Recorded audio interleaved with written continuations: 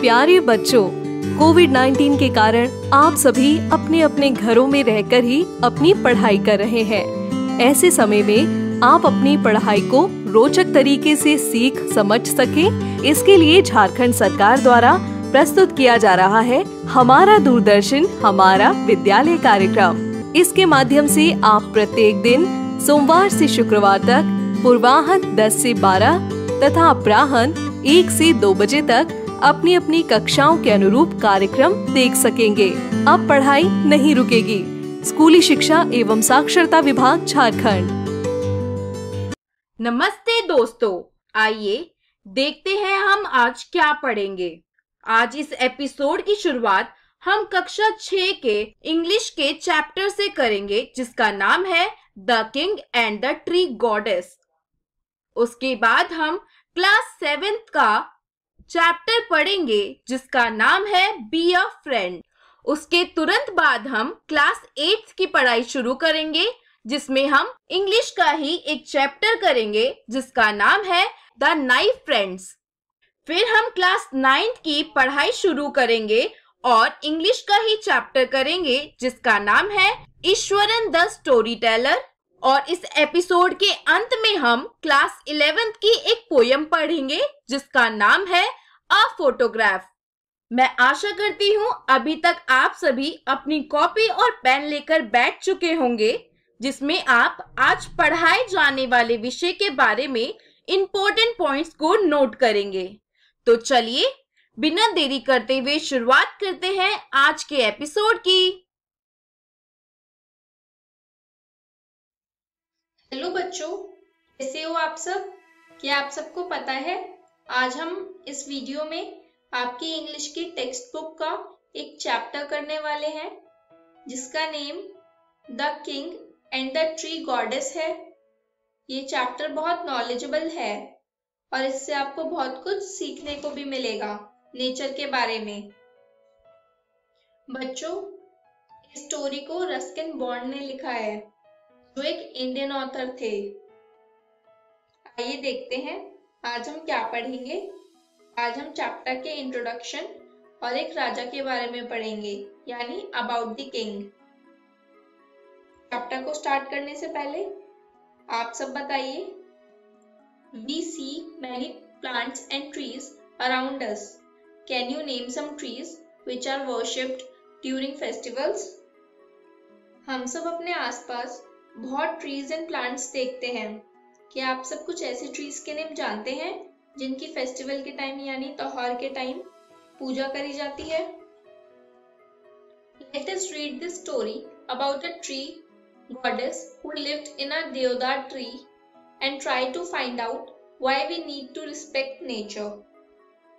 आइए स्टोरी को पढ़ते हैं और जानते हैं एक ऐसे पेड़ की देवी के बारे में जो देवदार ट्री में रहती थी, और ऐसी जरूरत क्यों पड़ी कि हमें नेचर को रिस्पेक्ट करना पड़ा। चलिए बच्चों, स्टोरी को स्टार्ट करते हैं। Thinking of a beautiful palace. Once there was a king who lived in the Himalayan foothills. बहुत पहले की बात है, एक राजा थे जो हिमालय के फुटहिल्स यानी तलहटी में रहते थे। He longed to build himself a palace more beautiful than any he had seen in that part of the world. वो अपने लिए एक ऐसे पैलेस को बनाना चाहते थे जो दुनिया के उस हिस्से में उससे ज्यादा खूबसूरत ना हो। He did not want to spend a lot of money or go through any trouble to make the palace richer, taller or stronger. वो पैलेस को यानी महल को ज्यादा रिचर यानी अमीर, टॉलर, लंबा और मजबूत, स्ट्रॉन्गर बनाने के लिए बहुत पैसे खर्च करना नहीं चाहते थे और ना ही किसी भी परेशानी से गुजरना चाहते थे। So he decided to build something different. तो उन्होंने सोचा कि क्यों ना कुछ ऐसी चीज बनाई जाए जो थोड़ी सी अलग हटके हो। The entire palace was to be supported by one column only. अब पूरा का पूरा जो महल है उसका निर्माण ऐसे कराया जाए कि वो सिर्फ और सिर्फ एक कॉलम से सपोर्टेड हो, यानी एक खंबे से सपोर्टेड हो, and that column was to be made from the tallest tree in the kingdom. और वो जो कॉलम है यानी खंबा है वो कहाँ से आएगा? वो उस पेड़ से जो राज्य का सबसे लंबा पेड़ हो, सबसे टॉलेस्ट ट्री हो, उसका वो कॉलम बनाया जाएगा और पूरा का पूरा जो महल है वो उस कॉलम के सपोर्ट से खड़ा होगा। Different types of trees. In the Himalayas there are many tall trees like spruce and pine, oak and deodar। Himalaya में अगर आप जाएं तो वहां आपको कई डिफरेंट टाइप्स के यानी अलग अलग तरीके के बहुत लंबे लंबे पेड़ मिलेंगे, जैसे कि स्प्रूस, पाइन, ओक और देवदार।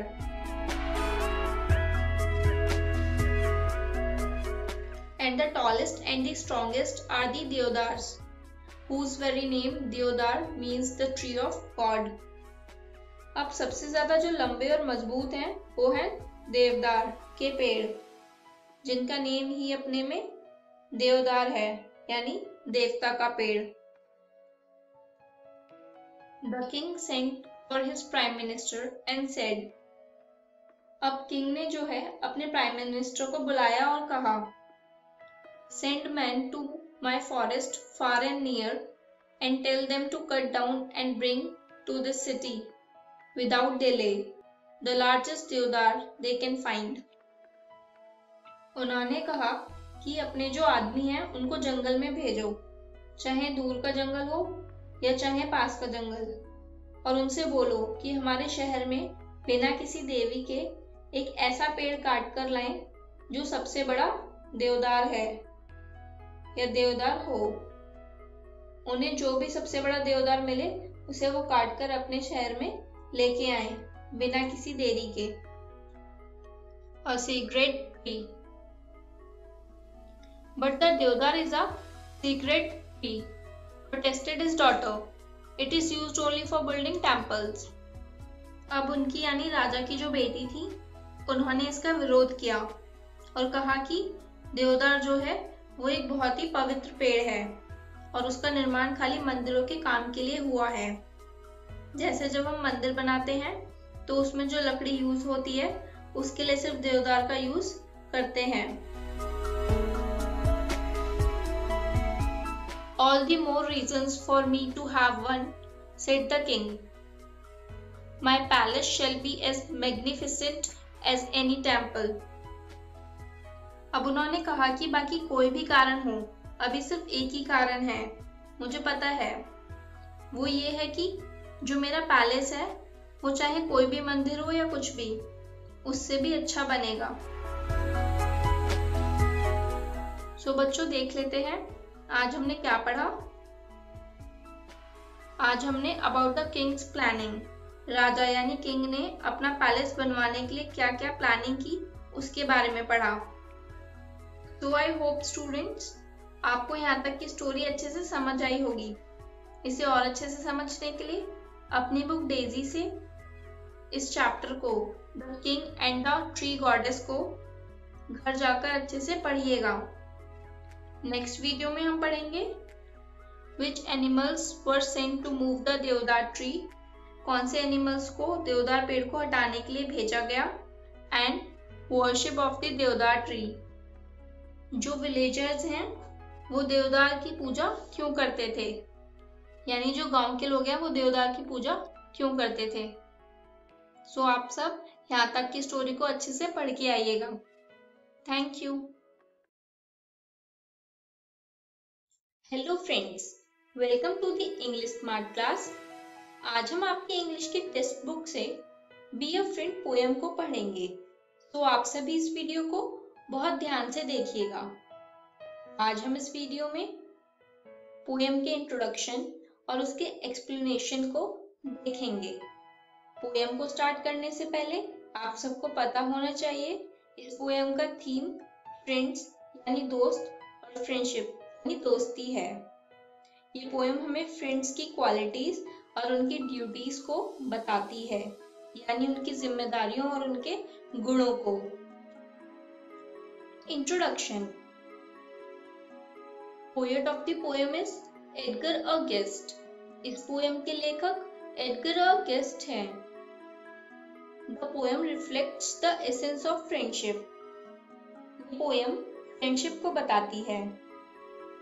A true and trustworthy friend is the sum total of all kinds of relationships.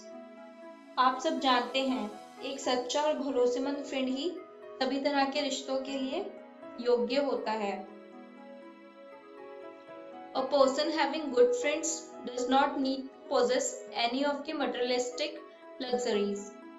अच्छे दोस्त रखने वाले व्यक्ति को किसी भी भौतिकवादी विलासिता की जरूरत नहीं होती। आइए पोएम को स्टार्ट करने से पहले कुछ टिपिकल वर्ड्स देख लेते हैं। डिस्पोजिशन, टेम्परामेंट, स्वभाव, अनबीफ्रेंडेड, हैविंग नो फ्रेंड्स, मित्रहीन, लैंड, लेट, देना लेना। आइए अब स्टैंजा फर्स्ट को लाइन बाय लाइन पढ़ते हैं। Be a friend, You don't need money. दोस्त होने के लिए तुम्हें धन दौलत की जरूरत नहीं है। Just a disposition sunny. बस एक सूरज के जैसे स्वभाव की आवश्यकता है। Just the wish to help an other. Get along some way or other. बस एक इच्छा हेल्प करने की या फिर किसी भी तरीके से दूसरों की हेल्प करने की। Just a kindly hand extended out to one who's unfriended. बस एक प्यार भरा हाथ बढ़ाने की उन लोगों की तरफ जिनके पास फ्रेंड्स नहीं हैं, अनबीफ्रेंडेड हैं, यानी कि मित्रहीन हैं। Just the will to give or lend, this will make you someone's friend. बस एक ख्वाहिश दूसरों को देने की, ये आपको बना देगा दूसरों का दोस्त। आइए इस पूरे स्टैंजा को एक बार फिर से एक साथ पढ़ते हैं।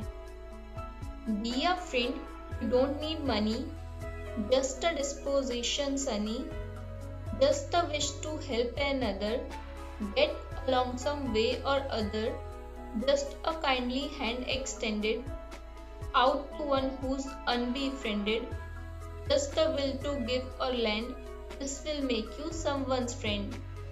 इस फर्स्ट स्टैंजा में पोएट कहते हैं कि अच्छे दोस्त होने या बनने के लिए धन दौलत की जरूरत नहीं होती है। हमें हमेशा अच्छा स्वभाव, एक फ्रेंडली व्यवहार रखने की जरूरत है। हमारा जो एटीट्यूड है वो सूरज की तरह होना चाहिए, जो सब पर बिना भेदभाव किए अपनी रोशनी बिखेरता है। आइए अब हमारे सेकंड स्टैंजा को स्टार्ट करने से पहले उससे रिलेटेड भी कुछ टिपिकल वर्ड्स देख लेते हैं। Glory, great praise of honour, शोभा, ट्रिफलिंग, स्मॉल, कुछ, साइन, ब्रीदिंग हेविली, लंबी सांस। आइए अब स्टैंजा 2 को लाइन बाय लाइन पढ़ के समझते हैं। Be a friend, you don't need glory. एक दोस्त होने के लिए तुम्हें शानो शौकत की और इज्जत और सम्मान की आवश्यकता नहीं है। Friendship is a simple story. दोस्ती एक आसान सी कहानी है। Pass by trifling errors blindly, छोटी छोटी गलतियों को नजरअंदाज करने की। Gives an honest effort kindly, ईमानदारी को सम्मान देने की या उसे सहराने की। Cheer the youth who is bravely trying, और उसके साथ खुशी मनाने की, उनके साथ जो कि साहसपूर्ण प्रयास कर रहे हैं। Pity him who sadly saying, और उन लोगों पर रहम और दया करने की जो दर्द से कर्रा रहे हैं। Just a little labor spent on the duties of a friend. बस थोड़ी सी मेहनत करने की जरूरत है एक दोस्त के कर्तव्यों पर। आइए फ्रेंड्स, अब इस स्टैंजा को एक बार साथ में पढ़ते हैं। Be a friend, you don't need glory. Friendship is a simple story. Pass by trifling errors blindly. Gaze on honest effort kindly. Cheer the youth who's bravely trying. Pity him who's sadly sighing. Just a little labor spent on the duties of a friend. इस पूरे stanza में poet ने दोस्त की duties यानी उसके कर्तव्यों की ओर इशारा किया है। फ्रेंड्स के क्या कर्तव्य होते हैं? फ्रेंड्स के कर्तव्य होते हैं छोटी छोटी गलतियों को नजरअंदाज करना, फ्रेंड की ईमानदारी को सराहना, फ्रेंड की खुशी में खुश होना और उसके दुख में उसके साथ रहना। इन ड्यूटीज से हम अच्छे दोस्त बन सकते हैं या एक अच्छे दोस्त होते हैं। आई होप आपको पोएम के दोनों स्टैंजा अच्छे से समझ आए होंगे। चलिए देखते हैं आज हमने क्या सीखा। आज हमने बी अ फ्रेंड पोएम से सीखा जरूरत में एक दोस्त वास्तव में एक दोस्त होता है। अ friend is needs is a friend Indeed. Next video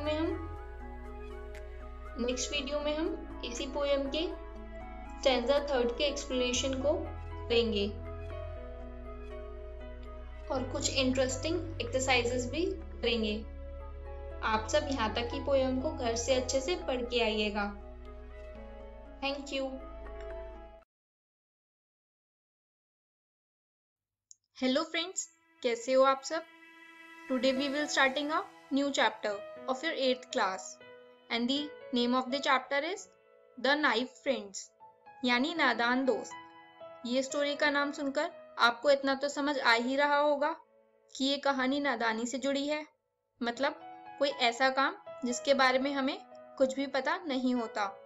story को स्टार्ट करने से पहले आप भी जरा सोचिए, आप भी जब छोटे थे तो बचपन में बहुत शैतानियां करते होंगे।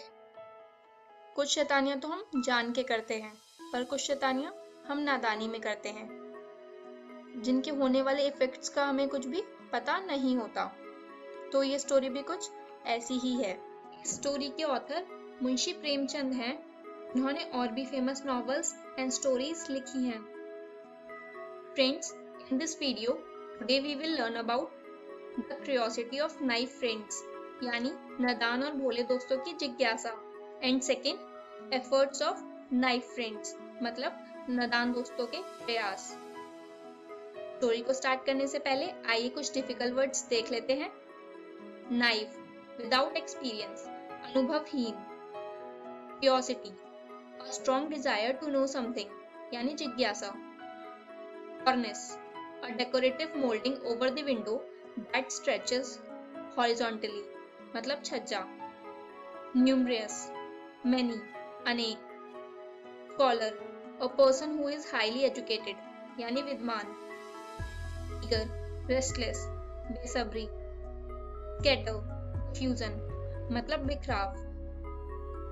चलिए फ्रेंड्स, हमारी स्टोरी को स्टार्ट करते हैं। स्टोरी में दो बच्चे हैं, केशव और श्यामा, दोनों भाई बहन हैं। अब एक दिन केशव के घर के कॉर्निस के ऊपर एक चिड़िया ने अंडे दिए थे। फ्रेंड्स, कॉर्निस मतलब छज्जा। A bird had laid eggs just above the cornice in Keshav's house. Both Keshav and his sister Shama would watch the bird closely. अब दोनों केशव और उसकी बहन श्यामा वहां बड़े आराम से चिड़िया को आते जाते देखा करते थे। First thing every morning, the two would come and stand in front of the cornice, rubbing their eyes, barely awake. और सुबह उठते ही दोनों आंखें मलते हुए कॉर्निस के सामने पहुंच जाते थे। The pleasure they drew from seeing the two birds was so great that they even forgot about the joys of milk and jalebi.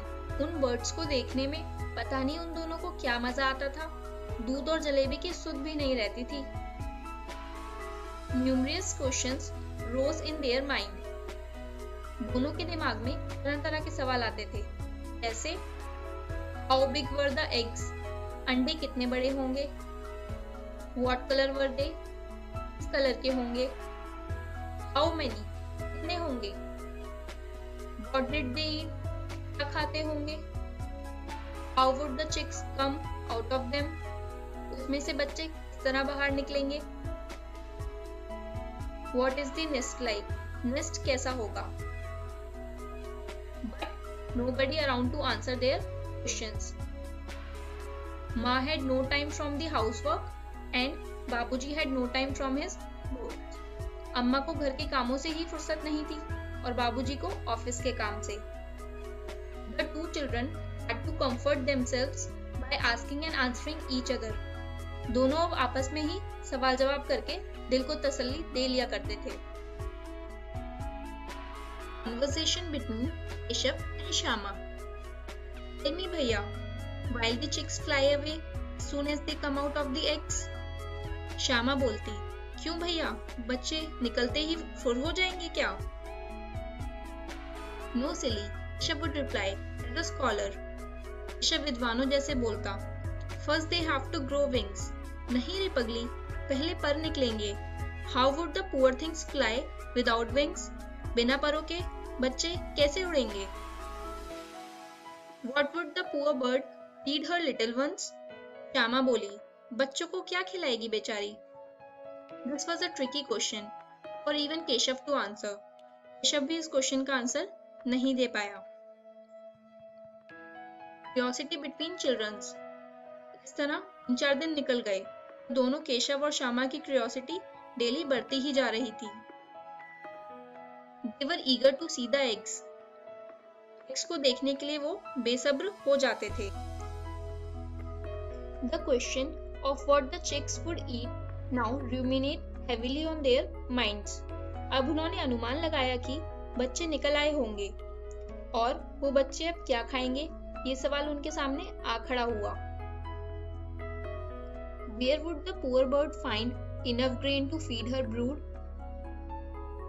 बेचारी चिड़िया इतना दाना कहाँ से लाएगी कि सारे बच्चों का पेट भर जाए. The chicks were sure to starve to death. गरीब बच्चे भूख के मारे चींची कर कर मर जाएंगे. इस मुसीबत का सोच के दोनों घबरा गए और दोनों ने फैसला लिया. They decided to scatter some grain on the cornice for the bird to pick. कि कॉर्निस पर थोड़ा सा दाना रख दिया जाए. Shyama said happily, "Oh, then the bird won't have to fly anywhere in search of food, will she?" Shyama खुश होकर बोली, तब तो चिड़िया को दाना लेने के लिए कहीं और उड़कर नहीं जाना पड़ेगा ना. Oh no, said Keshav, why would she? Keshav बोला, नहीं, तब क्यों जाएगी? But won't the chicks be really hot up there? A new worry crossed in Shyama's mind. Shyama, क्यों भैया, बच्चों को ऊपर धूप नहीं लगती होगी? Yes, he said, they are probably dying of thirst up there. There is no shade above them even. Keshav, जरूर तकलीफ होती होगी, बेचारे प्यास के मारे तड़पते होंगे, ऊपर छाया भी तो नहीं है. Decision of knife friends. It was finally decided that a temporary roof would be assembled above the nest.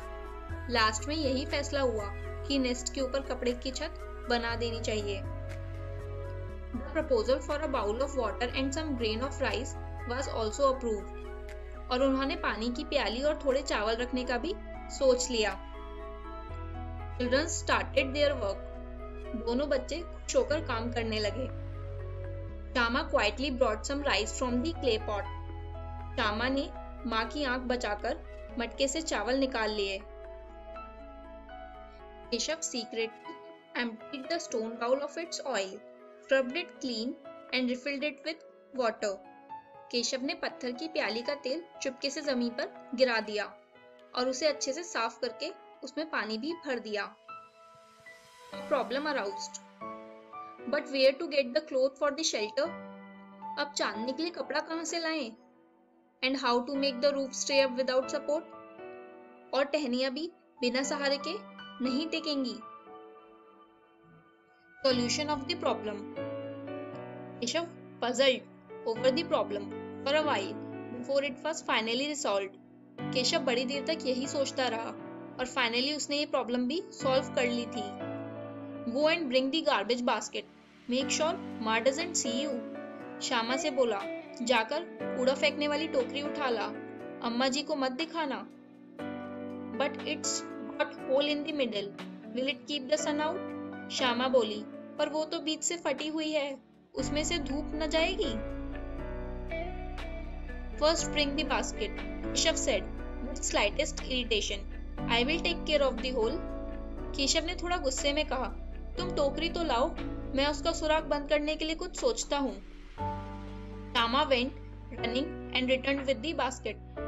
Shyama जल्दी से टोकरी उठा लाई। Keshav stuffed the hole with some paper and rested the basket against the branch of a nearby tree. Keshav ने उसमें थोड़ा सा कागज भर दिया। See how the shadow of the basket falls on the nest.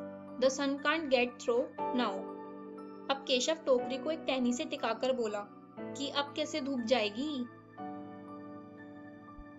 I hope आप सबको यहाँ तक की स्टोरी अच्छे से समझ आई होगी।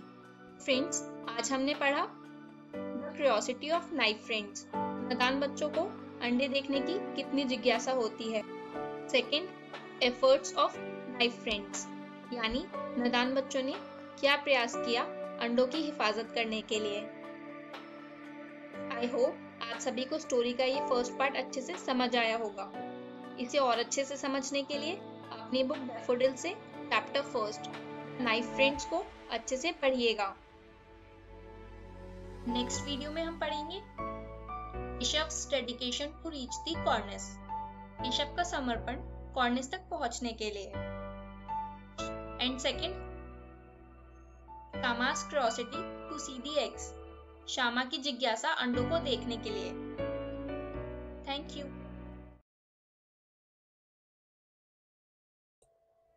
Hello friends, welcome to the class. आज हम 9th क्लास की सप्लीमेंट्री रीडर मोमेंट्स का 3rd चैप्टर पढ़ने जा रहे हैं, जिसका नाम है ईश्वरन द स्टोरी टेलर। आइए हम जानते हैं कि आज हम इस वीडियो में कौन से टॉपिक्स कवर करेंगे। सबसे पहले हम पढ़ेंगे अबाउट द ऑथर के बारे में, उसके बाद introduction, then word meanings, and then about Mahendra's Chronicle, and then qualities of Ishwaran, and then Ishwaran's narration style. आइए जानते हैं about the author के बारे में। जैसा कि आप तस्वीर में देख सकते हैं, इनका नाम है R.K. Laxman. He is the author of the story. His full name is Rasipuram Krishnaswamy Iyer Lakshman. He was born on 24th October 1921, Mysore, Karnataka, India. He died at the age of 93 on 26th January 2015 at Pune, Maharashtra, India. It means कि उनकी जब मृत्यु हुई तो उनकी as 93 थी। He was awarded with Padma Bhushan, Padma Vibhushan and Ramon Magsaysay. He was an Indian cartoonist, illustrator and humorist. Illustrator means a person who draws or creates pictures for magazines, books and advertising, etc.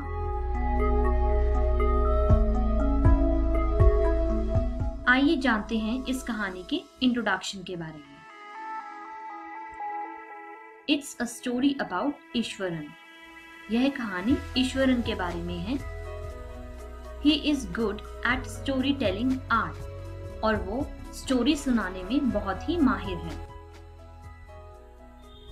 He uses special effects like voice modulation, body language to make story realistic.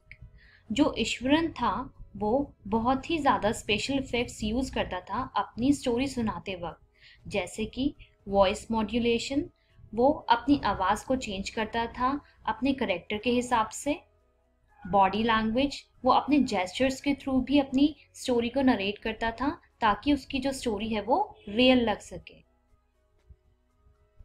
Mahindra gets attached and captivated by his stories. जो महिंद्रा था वो ईश्वरन की story से बहुत ही ज़्यादा attached हो जाता था और कैप्टिवेटेड मीन्स फैसिनेटेड भी हो जाता था।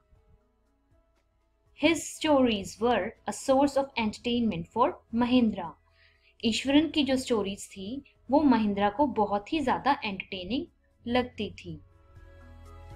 आइए जानते हैं इस स्टोरी के कुछ डिफिकल्ट वर्ड मीनिंग्स। जैसा कि मैं हमेशा कहती हूँ, वर्ड मीनिंग्स को बहुत अच्छे से समझना है क्योंकि ये आगे हमें चैप्टर को समझने में बहुत ही हेल्पफुल होंगे। So first word is ill-equipped, means अनुपयुक्त. It means without the necessary equipment, skills or abilities to do something. मतलब जरूरी सामान ना होना। Makeshift canvas tent, काम चलाओ तिरपाल छावनी व्यवस्था। जैसा कि आप इस पिक्चर में भी देख सकते हैं, ये तिरपाल का घर बनाया हुआ है। Anecdotes means छोटी कहानी। Desolate means वीरान। जैसा कि आप इस पिक्चर में भी देख सकते हैं कि कितना वीरान है यहाँ पर।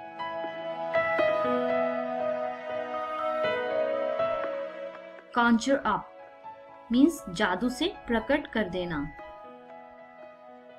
Dozing off मीन्स झपकी लेना।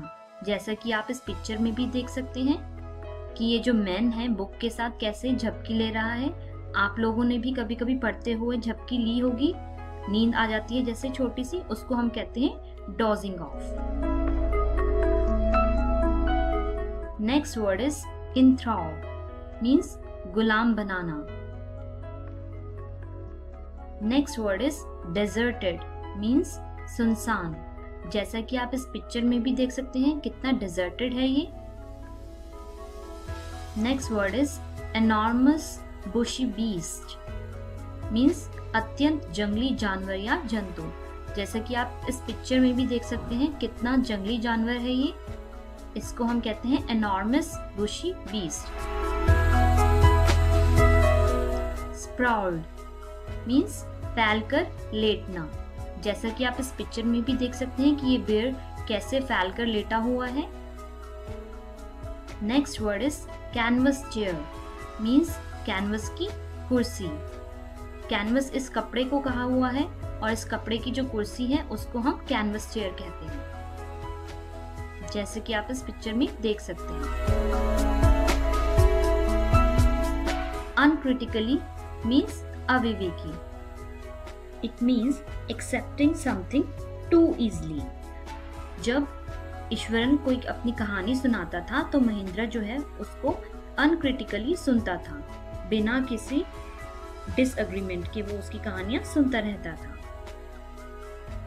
महिंद्रा's Chronicle. Mahindra narrated story to Ganesh about his cook Eswaran. Mahindra Ganesh को अपने कुक ईश्वरन के बारे में स्टोरी सुनाता है। Often posted to different construction sites, factories, bridges, dams and so on.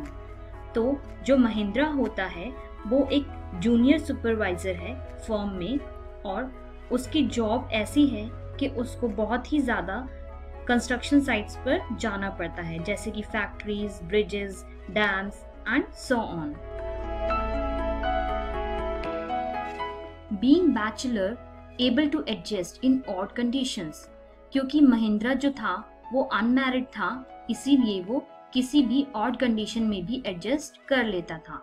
Odd condition means uncomfortable conditions में भी वो एडजस्ट कर लेता था।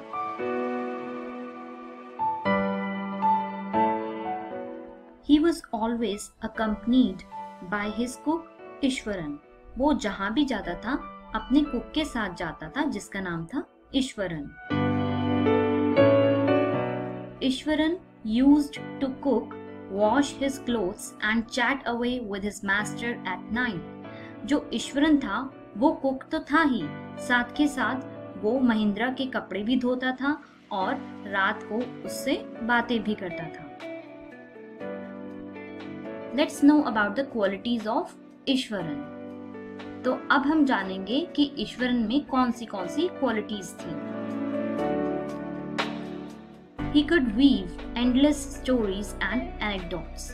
जो ईश्वरन था वो बहुत ही सारी कहानियां सुना सकता था और anecdotes भी means short stories या फिर कोई previous incident. Though posted to desolated landscapes, Ishwaran always managed to conjure up delicious dishes within an hour. Mahindra की पोस्टिंग चाहे किसी भी डेसोलेटेड प्लेस पर भी हो जाए, लेकिन ईश्वरन इतना ज्यादा स्किल्ड था कि वो 1 घंटे में ही बहुत ही डिलीशियस डिशेस भी बना देता था।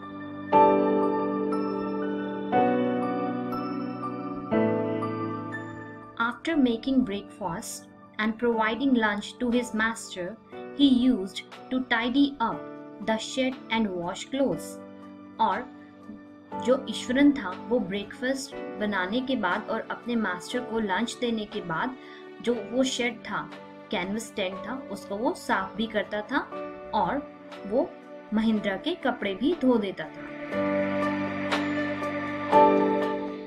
Read Tamil thrillers which held Ishwaran in thrall and his own descriptions influenced by them. जो ईश्वरन था वो तमिल थ्रिलर्स पढ़ता था और उन्हीं से वो बहुत ज़्यादा इंस्पायर भी होता था और उनका इन्फ्लुएंस जो है उसकी स्टोरीज के नरेशन में दिखाई देता था। Iswaran's narration style. He narrated even the smallest incidents. जो ईश्वरन था वो छोटे से छोटा इंसिडेंट भी बहुत ही अच्छे से नरेट करता था। Managed to keep suspense and surprise ending. Eswaran जो था वो अपनी स्टोरीज में हमेशा एक सस्पेंस रखता था और सरप्राइज एंडिंग भी रखता था।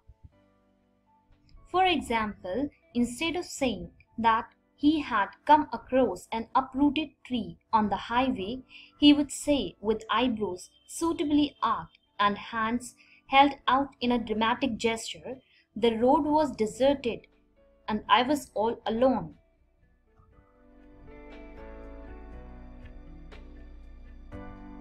Suddenly, I spotted something that looked like an enormous bushy beast lying sprawled across the road.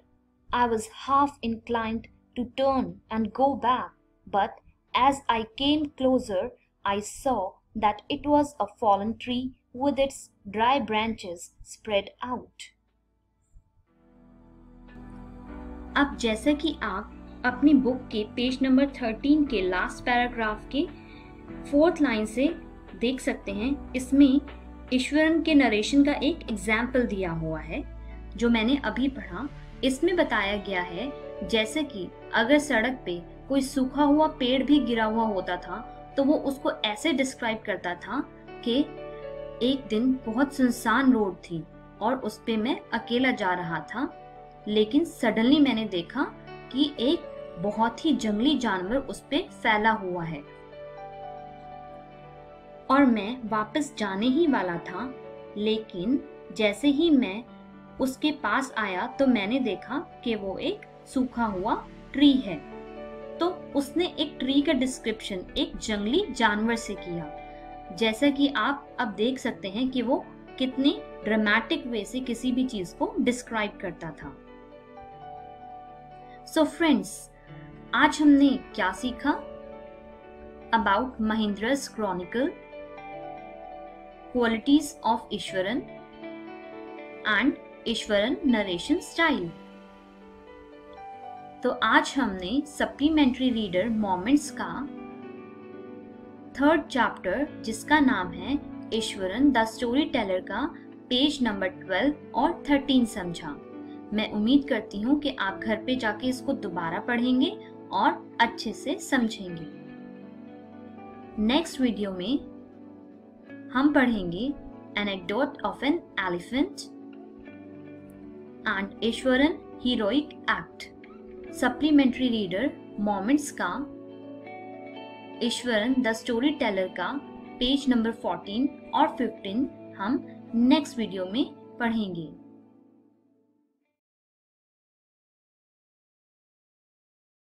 Hello everyone, welcome to English smart class. आज हम लोग हमारी 11th की हॉर्नबिल की बुक की पहली पोएम पढ़ रहे हैं जिसका नाम है अ फोटोग्राफ। दोस्तों, आपको याद ही होगा इससे पहले की वीडियो में हमने इसके स्टैंजा 1 की लाइंस को डिस्कस किया था। आज हम इस पोएम के स्टैंजा 2 और स्टैंजा 3 की लाइंस के बारे में बात करेंगे। चलिए सबसे पहले बात करते हैं कि आज इस वीडियो में हमें क्या सीखने को मिलेगा। आज इस वीडियो में हम लोग बात करेंगे एक्सप्लेनेशन फॉर लाइन 10 to 19 यानी कि स्टैंजा 2 एंड स्टैंजा 3। उसके बाद हम लोग इन लाइंस के एनालिसिस के बारे में बात करेंगे। चलिए शुरू करते हैं। सबसे पहले बात करते हैं कुछ डिफिकल्ट वर्ड्स के बारे में। इसमें सबसे पहला है हमारे पास स्नैपशॉट। स्नैपशॉट का मतलब होता है an informal photograph taken quickly. ये बेसिकली एक स्मॉल हैंड कैमरा से खींची जाती है। इसके बाद सेकंड वर्ड है हमारे पास लेबर्ड। इसका मतलब होता है done with great effort and difficulty. कुछ काम बहुत ज्यादा एफर्ट या डिफिकल्टी से करना। And the last and final word है हमारा सर्कमस्टांसेस। इसका मतलब होता है अ फैक्ट और कंडीशन कनेक्टेड विद और रेलेवेंट टू एन इवेंट और एक्शन। यानी कभी कभार कुछ सर्कमस्टांसेस ऐसे बन जाते हैं कि हम लोग अपना होमवर्क नहीं कर पाते, तो कुछ ऐसी कंडीशंस आ जाती है। चलिए अब इन वर्ड्स को याद रखते हुए लाइंस को पढ़ते हैं। Line number 10 to 13। Some 20-30 years later। अब 20-30 years यानी वो फोटोग्राफ इतनी ओल्ड हो चुकी है। She laughed at the snapshot। कौन लाफ करता है? Mother. See Betty and Dolly, she'd say, and look how they dressed us for the beach, the sea holiday। यानी कि इन लाइंस में जो पोएट है वो रिमेम्बर करती है कि किस तरह से जब उसकी मदर उस फोटोग्राफ को देखती थी तो हंसने लग जाती थी। और वो हंसती इसलिए थी क्योंकि उसे जो बेटी और डॉली ने जो सी हॉलिडे के लिए कपड़े पहने होते थे उनको देखकर वो काफी ज्यादा हिलेरियस लगते थे उन्हें वो कपड़े। दोस्तों, आपको ये जो मदर की लाफ्टर है ये काफी ज्यादा बिलो सरफेस लग रही होगी, बड़ी नॉर्मल लग रही होगी, पर इसके पीछे एक डीप मीनिंग भी है। वो ये है when we grow older and are made to become mature. और जब हम टाइम के साथ साथ सीरियस हो जाते हैं तो वो हमें जो यूथफुल केयर होती है और बचपन की जो छोटी छोटी चीजें होती है वो बड़ी सिली लगती है। जैसे कि जब हम छोटे होते हैं तब हम हॉलिडे पे कहीं अगर बाहर जा रहे हैं तो कितना एफर्ट डालते हैं अपने ड्रेसअप पे, लेकिन बड़े होकर हमें वो सारी चीजें बड़ी ही क्या कहते हैं मजाकिया लगती है। तो वही यहाँ पर पोएट की मदर के साथ भी हुआ। आगे बात करते हैं लाइन 10 to 13 यानी जो लाइंस हमने अभी पढ़ी उनके एनालिसिस के बारे में। इसमें एक अंडरलाइन नॉस्टैल्जिक करंट था, यानी कि मदर अपने बीते हुए समय को याद कर रही थी। उसके बाद जो पोएट है उसने यहाँ पर कॉन्ट्रास्ट क्रिएट किया है। और वो किस तरह से क्रिएट किया है? पहला तो जो मदर है वो अपने यूथफुल डेज को याद कर रही है, और दूसरा जो शर्ली है यानी कि जो हमारी पोएट है वो अपने मदर की लाफ्टर को मिस कर रही है। यानी कि दोनों ही पोएट और पोएट की मदर कुछ ना कुछ मिस कर रही है, एक अपनी यूथफुल के हैप्पी डेज को, तो वही दूसरी तरफ अपनी मदर की लाफ्टर को। एंड द लास्ट वन, जो दोनों पास्ट की यहाँ पर बात हो रही है उसमें लाफ्टर और हैप्पीनेस है, यानी कि जो वो फोटोग्राफ है अगर वो कुछ सैडनेस लेके आ रही है तो वो अपने साथ एक हैप्पी टाइम की मेमोरी भी लेके आ रही है। चलिए दोस्तों, अब बात करते हैं लाइन 14 to 15 की। सबसे पहले लाइंस को पढ़ते हैं। Was her past, mine is her laughter, both rye with the labored ease of loss। जैसे कि इससे पहले वाले एनालिसिस में हमने बात करी थी कि जो मदर है उसके लिए उसके यूथफुल डेज अब एक पास्ट बन चुके हैं, तो वही दूसरी तरफ पोएट के लिए उसकी मदर की लाफ्टर। अब ये जो वर्ड्स है, both rye with the labored ease of loss। Indeed poet ने यहाँ पर बहुत ही खूबसूरत वर्ड्स को लिखा है और यहाँ पर ये जो लाइन है ये हमें कन्वे कर रही है कि जो ह्यूमन है वो बड़ा ही हेल्पलेस होता है। जैसे कि अगर किसी की डेथ हो गई है उनकी फैमिली में किसी क्लोज वन की, तो उनको एट द एंड एक्सेप्ट करना पड़ता है, वो कुछ कर नहीं सकते, क्योंकि अगर एक पर्सन की एक बार डेथ हो चुकी है तो वो वापस नहीं आ सकता। तो जो लोग पीछे रह गए हैं उन्हें वो एक्सेप्ट करना होता है कि अब उनकी जो एक फैमिली मेंबर है वो उनकी लाइफ से जा चुका है। और ये जो वर्ड है लेबर्ड ईज, ये एक ऑक्सीमोरॉन है। अब दोस्तों आप सोच रहे होंगे कि ऑक्सीमोरॉन क्या होता है।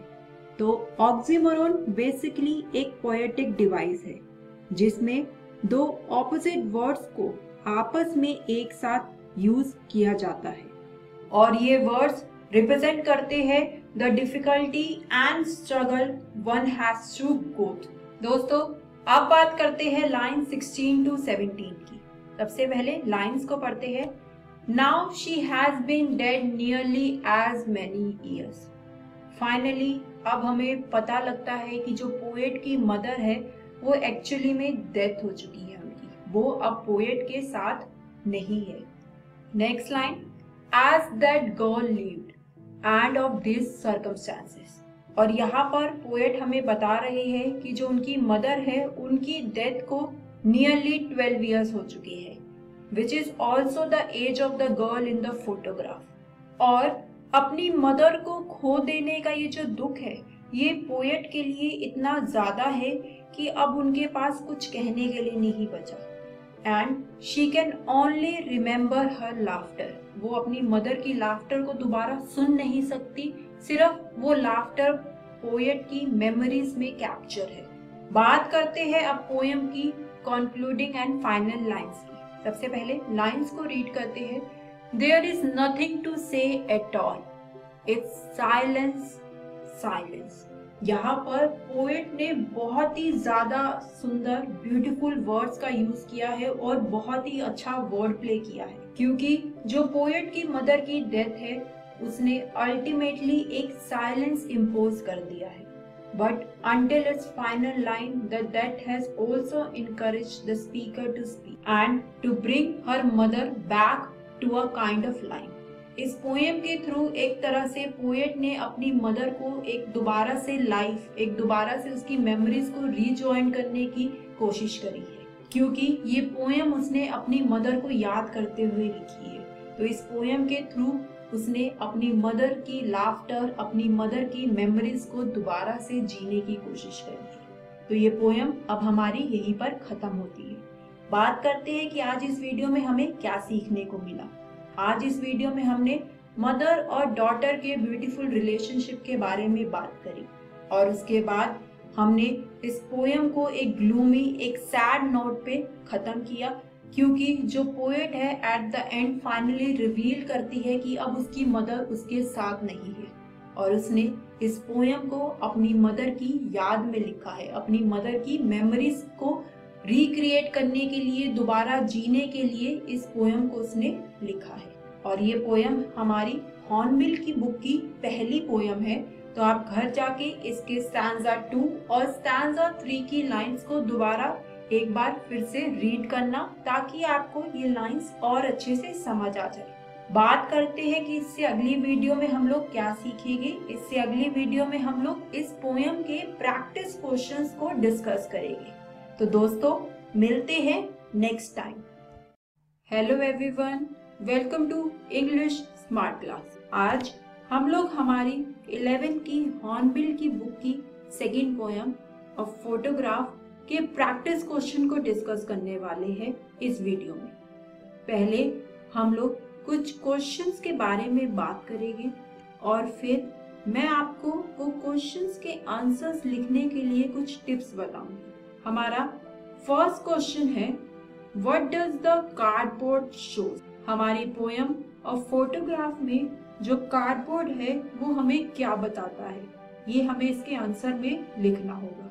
हमारा सेकेंड क्वेश्चन पोयम के पैराग्राफ से लिया गया है। पेपर में आपको पोयम का कोई सा भी एक पैराग्राफ दे दिया जाएगा और उसमें से क्वेश्चंस पुट अप होंगे। जैसे कि इसमें पहला क्वेश्चन पूछा गया है, where was the mother standing and why? कि मदर कहाँ खड़ी थी और क्यों। सेकेंड क्वेश्चन है, how did she look at that time? Mother उस समय कैसे दिख रही थी। एंड फाइनली हमारा थर्ड क्वेश्चन है, find a word in the passage that means momentary. यानी कि पैसेज में से ढूंढ के आपको एक ऐसा वर्ड यहाँ पर बताना होगा जिसका मीनिंग मोमेंट्री से मिलता है। अब बात करते हैं हमारे थर्ड क्वेश्चन की। यहाँ पर हमें पोयम की एक लाइन दी गई है जो कि है, the sea which appears to have changed less washed their terrible transient feet। और इस लाइन से क्वेश्चन पूछा गया है कि how does the poet contrast the girl's terrible transient feet with the sea? कि पोएट ने किस तरह से गर्ल और सी के बीच में ये वर्ड यूज करते हुए कॉन्ट्रास्ट क्रिएट किया था। हमारा फोर्थ क्वेश्चन है, explain the sea holiday was her past mine is her laughter. Again ये एक पोयम की लाइन है और हमें यहाँ पर इस लाइन को एक्सप्लेन करना होगा। हमारा fifth and the last question है, both rhyme with the laboured ease of loss. Again ये एक पोयम की लाइन है और इससे हमें क्वेश्चन पूछा है, what is the loss? Describe the ironical situation. कि क्या लॉस था और यहाँ पर क्या लिटरेसी डिवाइस यूज करके आयरॉनिकल सिचुएशन क्रिएट की गई है वो हमें यहाँ पर बताना होगा। चलिए अब मैं आपको कुछ राइटिंग टिप्स बताती हूँ इन क्वेश्चंस के आंसर लिखने के लिए। सबसे पहला जो क्वेश्चन हमसे पूछा गया था वो था, what does the cardboard shows? तो इसके आंसर में जो पॉइंट्स आपको मेंशन करने होंगे वो कुछ इस तरह होंगे। सबसे पहला point, the cardboard shows an old photograph. जो कार्डबोर्ड था वो हमें एक ओल्ड फोटोग्राफ शो कर रहा था। उसके बाद, it shows the poets mother standing with two girls Dolly and बेटी। और उस फोटोग्राफ में हमें दिख रहा था कि जो मदर है वो दो कजन्स के साथ खड़ी है जिनका नाम था डॉली एंड बेटी। नेक्स्ट पॉइंट होगा, all of them were standing at the बीच। और सभी लोग बीच पे खड़े थे। They stood smiling at the uncle who was standing at a distance with a camera. और उस कार्डबोर्ड में हमें क्या पता लगा कि वो लोग अपने अंकल के सामने खड़े थे और स्माइल कर रहे थे क्योंकि जो उनके अंकल थे वो उनकी फोटोग्राफ ले रहे थे। तो ये सारे पॉइंट्स आपको इसके आंसर में मेंशन करने होंगे। हमारा सेकंड क्वेश्चन था, एक पैराग्राफ के थ्रू हमसे यहाँ पर क्वेश्चन पूछा गया था जिसमें सबसे पहला क्वेश्चन था, where was the mother standing and why? तो इसका आंसर है, the mother was standing at the beach and she had gone there for a holiday at the sea. तो इसका आंसर हमें पैराग्राफ में से ही मिल गया। सेकेंड क्वेश्चन था हमारा, how did she look at that time? कि वो कैसी लग रही थी उस टाइम पे? तो उस टाइम पे she look very sweet and young eight that time. And finally हमसे एक वर्ड मीनिंग पूछा गया था, मोमेंट्री। पैराग्राफ में से हमें सेम वर्ड ढूंढ के लिखना था, वो वर्ड है ट्रांजिएंट। थर्ड आंसर में हमें पोयम की एक लाइन को एक्सप्लेन करना था और यहाँ पर पोएट ने हमसे पूछा था कि उसने किस तरह से गर्ल को और सी को terrible, transient, feet word use करके कॉन्ट्रास्ट किया है। सबसे पहला पॉइंट होगा all the girls standing at the beach have terribly transient existence. They are mortal and suffer physical change with the passage of time. जिस तरह से हम लोग समय के साथ साथ फिजिकली चेंज होते रहते हैं, वही यहाँ पर पोएट एक्सप्लेन कर रहा है। The mother's sweet face and her smile has disappeared after 20 or 30 years। यानी कि जो फोटोग्राफ में उन मदर की स्वीट स्माइल दिख रही थी, वो अब 20-30 इयर्स के बाद डिसअपेयर हो चुकी है। लेकिन the vast sea unchanged और seem to have changed less। यानी कि एक तरफ जो मदर थी वो कम्प्लीटली चेंज हो चुकी है टाइम के साथ, और वही दूसरी तरफ जो सी है जिसके सामने खड़े होके मदर ने फोटो क्लिक करी थी, वो अनचेंज लग रहा है। वो आज भी वैसा ही है जैसे वो 20 इयर्स पहले था। तो टेरिबली ट्रांजिएंट फीट यहाँ पर गर्ल्स और सी को इस तरह से कंट्रास्ट करता है। बात करते हैं हमारे फोर्थ आंसर की। यहाँ पर हमें बोला गया था the line the sea holiday was her past, mine is her laughter. इस लाइन को एक्सप्लेन करने को कहा था क्वेश्चन में। Time spares none, gone are the childhood days of the poet mother. यानी टाइम किसी के लिए नहीं रुकता, और जो मदर के चाइल्डहुड डेज थे वो अब जा चुके हैं। And the sea holiday become her past, और जो एक सी हॉलीडे एक टाइम में जो उन्होंने अपने चाइल्डहुड में एंजॉय की थी, वो आज उनका पास्ट बन चुका है। And the photograph flash back to the scene that was captured about 30 years ago. लेकिन उस फोटोग्राफ में वो सीन कैप्चर हो गया जो कि मदर ने 30 इयर्स पहले एंजॉय किया था। Next point, gone is the care free laughter of the sweet girl.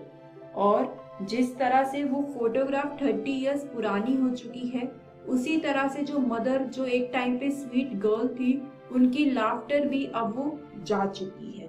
And finally जिस तरह से जो पोएट की मदर है उनके लिए उनकी लाफ्टर जा चुकी है, उसी तरह से जो पोएट है उसके लिए उसकी मदर की लाफ्टर एक पास्ट की चीज बन चुकी है। वो इसलिए क्योंकि उसकी मदर अब इस दुनिया में नहीं है, उनकी डेथ हो चुकी है। तो आंसर 4 में हम ये सारे पॉइंट्स मेंशन करेंगे। बात करते हैं हमारे लास्ट क्वेश्चन की। आंसर 5th में जो पॉइंट्स हमें मेंशन करने हैं वो है actually both of them suffer a sense of loss. Both का मतलब है यहाँ पर मदर और पोएट दोनों ने ही अ सेंस ऑफ लॉस सफर किया था। नेक्स्ट पॉइंट, जो मदर है उसने अपना चाइल्डहुड खो दिया था because she can't have those moment of enjoyment again. जो बचपन में उन्होंने बीच हॉलीडे और जो केयर फ्री एटीट्यूड उन्होंने एंजॉय किया था, अब वो उसे दोबारा एंजॉय नहीं कर सकती, वो उन्हें खो चुकी है। इसके बाद she can't be a sweet smiling girl of 12 again.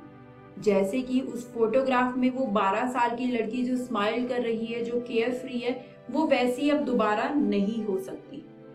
This is also the poet loss. ये उसकी मदर का तो लॉस है ही, लेकिन साथ के साथ पोएट का भी लॉस है, और वो इसलिए है perhaps she will never see that smiling face and experience her laughter again in her life। यहाँ पर पोएट की मदर की बात हो रही है कि वो फिर से अपनी मदर का कभी भी स्माइलिंग फेस एक्सपीरियंस नहीं कर पाएगी। और जो सेकंड क्वेश्चन था हमारा, डिस्क्राइब द आयरॉनिकल सिचुएशन, उसका आंसर होगा the irony of the situation is that both of them struggle to bear the loss. दोनों ने ही कुछ खोया है और दोनों ने ही स्ट्रगल किया है उस लॉस के साथ। तो इसी के साथ हमारा आंसर नंबर 5 यहीं पर खत्म होता है। आज इस वीडियो में हमने बात करी हमारे पोयम और फोटोग्राफ के कुछ प्रैक्टिस क्वेश्चन से। दोस्तों, ये पोयम है हमारी बुक हॉर्नबिल से, और मुझे उम्मीद है कि आपको एक आइडिया हो गया होगा कि किस तरह से एग्जाम्स में क्वेश्चंस पूछे जाएंगे और किस तरह से उनके आंसर्स को आपको लिखना है। चलिए मिलते हैं नेक्स्ट टाइम। मैं आशा करती हूँ दोस्तों आपको आज का एपिसोड बहुत अच्छे से समझ आया होगा और आपने इस एपिसोड को एंजॉय भी किया होगा। तो चलिए देखते हैं आज हमने क्या क्या पढ़ा। हमने 6th क्लास में आज इंग्लिश का चैप्टर किया जिसका नाम था the king and the tree goddess. उसके बाद हमने क्लास 7th का चैप्टर पढ़ा जिसका नाम था बी अ फ्रेंड। उसके बाद हमने क्लास 8 का भी इंग्लिश का चैप्टर पढ़ा जिसमें हमने द नाइफ फ्रेंड चैप्टर को कवर किया। उसके बाद हमने क्लास 9th की पढ़ाई शुरू करी और उसका भी इंग्लिश का chapter Eswaran the story Taylor को पढ़ा। और इस एपिसोड के अंत में हमने क्लास 11th की पढ़ाई की जिसमें हमने इंग्लिश की एक पोयम अ फोटोग्राफ को कवर किया। इस प्रसारण से संबंधित सुझाव, अपने प्रश्न इत्यादि आप हमें jcerg@gmail.com तथा टोल फ्री नंबर 1800 5728 585 पर संपर्क कर सकते हैं।